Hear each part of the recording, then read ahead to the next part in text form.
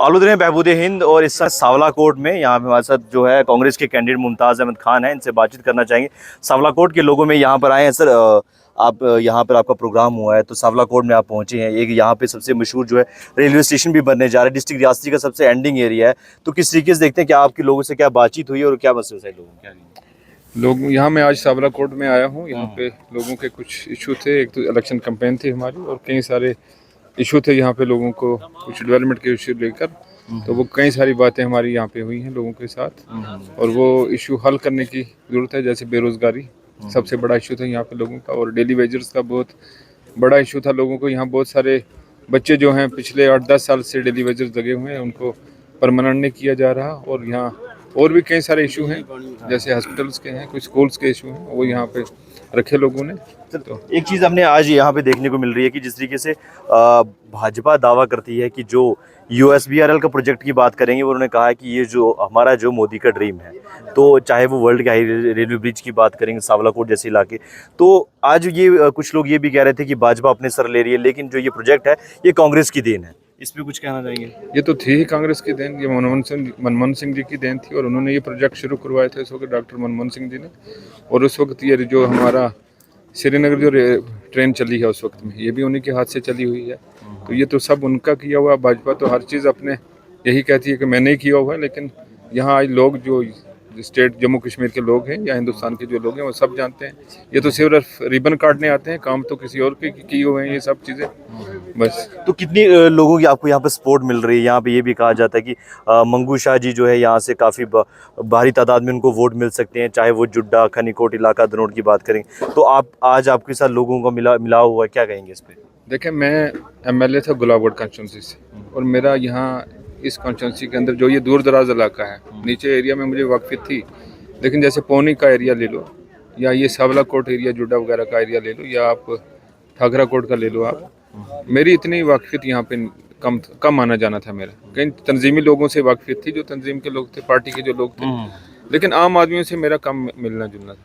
लेकिन जो पिछले मैंने 8 दिन पहले जो नॉमिनेशन बना था, तो उसके बाद जब एरिया के अंदर मैं निकला हूँ तो लोगों का बहुत प्यार मिल रहा है। आज आपने भी काफ़ी जगह मुझे पौनी में देखा होगा, रियासी के अंदर देखा होगा, और यहाँ खासकर जो कल से मैं यहाँ पे घूम रहा हूँ तो आपने यहाँ पे भी देखा होगा, बहुत बड़ी तादाद में लोग मेरे साथ प्यार कर रहे हैं, मेरे साथ हमारे जनाब मुमताज अहमद खान साहब जिंदाबाद, मुमताज अहमद खान साहब जिंदाबाद, इंडियन नेशनल कांग्रेस जिंदाबाद। उस पार्टी को जिताना चाहते हैं, कांग्रेस पार्टी को जिताना चाहते हैं, क्योंकि जो बीजेपी ने पिछले 10 साल में खोखले वादे किए हैं यहाँ के लोगों के साथ, लोग अब समझ चुके हैं असलियत क्या है और सच क्या है, और इसलिए लोग एक चेंज चाहते हैं पूरे स्टेट के अंदर। तो वो चेंज आएगा, नेशनल कॉन्फ्रेंस और कांग्रेस की सरकार आएगी और बीजेपी बहुत कम मार्जिन में। बहुत बहुत शुक्रिया। तो इनसे भी कर लेंगे। तो ये थे हमारे साथ जो है कांग्रेस के कैंडिडेट और अलायंस के कैंडिडेट आप कह सकते हैं, हाजी मुमताज़ अहमद खान साहब, जिनका सावला कोट में विजिट हुआ और इनसे खास बातचीत भी हुई है। देखते हैं बहबूद्दीन। जय हिंद, जय भारत।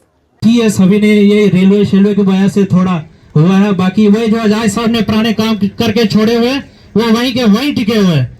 कोई आगे उससे कोई हमारा काम से आगे नहीं, जो उन्होंने काम दिए थे वो वहीं के वहीं पड़े हुए हैं।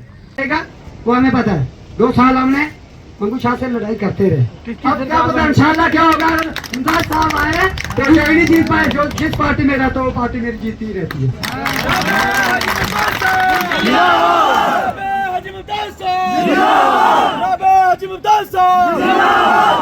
ये पढ़ानी है कि मेरे पास कौन सी शक्ति है। मंदिर देते हैं किनको मैं मानता हूँ, जिनको मैं मानता हूँ साथ, तो मेरा साथ देते ही देते हैं, ये याद रखना इंशाल्लाह।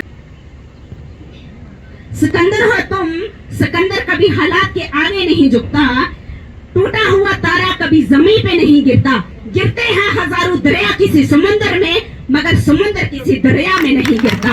इन्होंने ये दावा किया कि हम लोगों ने ये फॉरेस्ट राइट एक्ट जो है वो लागू कर दिया। मैं आपके यहाँ से मैं खुला चैलेंज करता हूँ बीजेपी को कि आप मुझे एक भी जम्मू कश्मीर में ऐसा इंसान दिखाइए जिसको आपने फॉरेस्ट राइट एक्ट के तहत क्लेम दिया हो। हमारे यहाँ के इस इलाके की भी फाइलें रियासी DC ऑफिस पड़ी हुई हैं, पूरे डिस्ट्रिक्ट की, पूरे जम्मू कश्मीर की लोगों को इतना दरबदर किया गया और कहा गया कि हमने आपको फॉरेस्ट राइट एक्ट के जो हुकूक देने हैं वो आपने दिए नहीं, उल्टा सिर्फ आप क्या करते हो, गुज्जर बकरवाल गुज्जर बकरवाल गुज्जर बकरवाल स्टेट दी थी। आज इसने स्टेट को तोड़ के, ये एक देश हुआ करता था, उसको तोड़ के इन्होंने एक मामूली सी यूनिट टेरिटरी करके बीच में एक तानाशाह बिठा दिया। वो किसका है?